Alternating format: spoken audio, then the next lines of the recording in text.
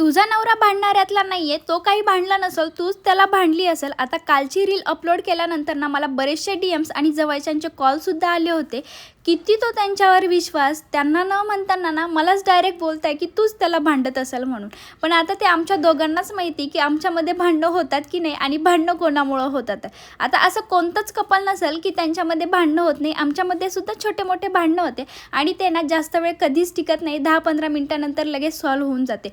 पण ना मला याच्यावरून खरंच असं वाटलं किती तो यांच्यावर विश्वास. खरंच प्रत्येकजण मलाच म्हणत होतं की तूच भांडत असेल. अक्षरशः कालच्या रील खाली ना एक अशी सुद्धा कमेंट होती की किरण सर कधी भांडूच शकत नाही म्हणून. बापरे, म्हटलं अवघडच आहे. असो, जाऊ द्या. त्यानंतर तुम्हाला मी माझं रुटीन शेअर करते. आता उन्हाळ्यामुळे ना बऱ्याच जणांच्या घरी ना उन्हाळी वाळवण बनवणं चालू झालं असेल, जसं कुरडई, पापड.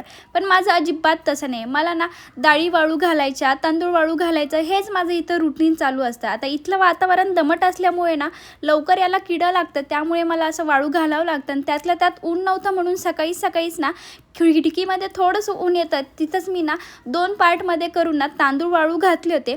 आता इथे काही फार वेळ ऊन टिकत नाही, पण तरी जेवढं वाळेल तेवढं मी खिडकीमध्येच ठेवलं होतं. आणि त्यानंतर ना संध्याकाळच्या जेवणामध्ये चकुल्या बनवल्या होत्या.